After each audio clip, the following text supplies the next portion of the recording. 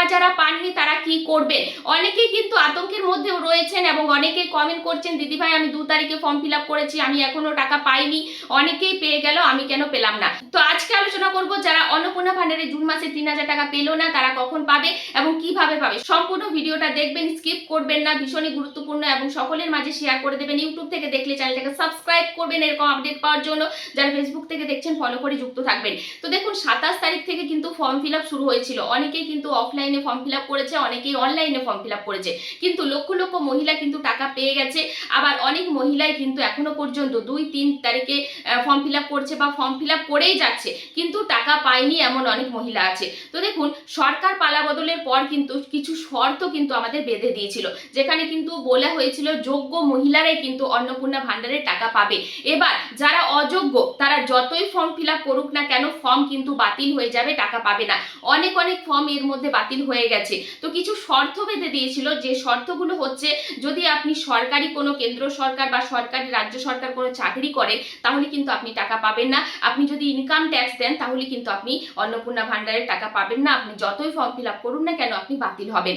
এমনকি যারা DBT link করেনি এখনো পর্যন্ত, বা যাদের ভোটার কার্ডের নাম ওঠেনি, বা যারা মৃত ব্যক্তি, যারা স্থানান্তরিত, তো এইসব যাদের মধ্যে আছে তারা কিন্তু টাকা পাবে না। তারা যতই ফর্ম ফিল আপ করুক না কেন তারা কিন্তু অন্নপূর্ণা ভান্ডারের টাকা পাবে না। তাদের ভেরিফিকেশন করলেই কিন্তু তাদের ফর্ম কিন্তু বাতিল হয়ে যাবে।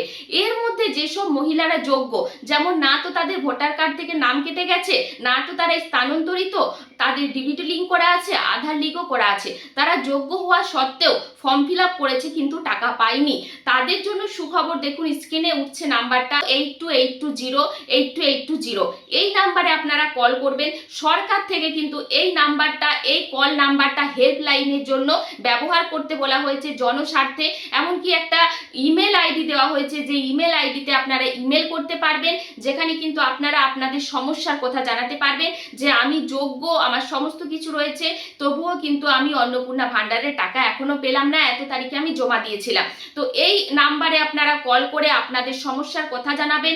আপনাদেরকে ভেরিফিকেশন করার পর আপনাদের ব্যাংকে অন্নপূর্ণা যোজনা 3,000 টাকা কিন্তু ঢুকে যাবে। তাই যারা এখনো পর্যন্ত টাকা পাননি আতঙ্কিত হবেন না, এই নাম্বারটা সকলের মধ্যে শেয়ার করে দিন। যারা এখনো পায়নি বা যারা ফর্ম ফিল আপ করে বসে আছেন কিন্তু টাকা পায়নি, তাদেরকে বলবো এই নাম্বারে কল করুন এবং এই নাম্বারে কল করে আপনার যে সমস্যা সেই সমস্যার কথা তাদেরকে জানান। আপনার ফর্ম ভেরিফিকেশন হবে বা ফর্মটা পৌঁছেছে কিনা, আবেদনটা আপনার ঠিক জায়গায় গেছে কিনা সেটাও আপনারা জানতে পারবেন, বা আবার নতুন করে ফর্ম ফিল আপ করতে হবে কিনা সেটাও কিন্তু তারা বলে দেবে। তাই সমস্ত কিছু সমাধানের জন্য কিন্তু এই নাম্বারটা দেওয়া হয়েছে।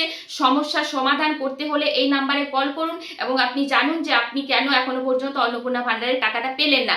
তো অবশ্যই প্রত্যেকে শেয়ার করে দেবেন ভিডিওটা। তো চলুন দেখা হবে নেক্সট ভিডিওতে। আপনাদের যদি কোনো রকম কোনো সমস্যা থাকে অবশ্যই কমেন্ট করে জানাবেন, বা কারা কারা অন্নপূর্ণা ভান্ডারের টাকা পেলেন বা কারা কারা পেলেন না সেটাও জানাতে ভুলবেন না। তো চলুন দেখা হবে নেক্সট ভিডিও, ততক্ষণ ধন্যবাদ।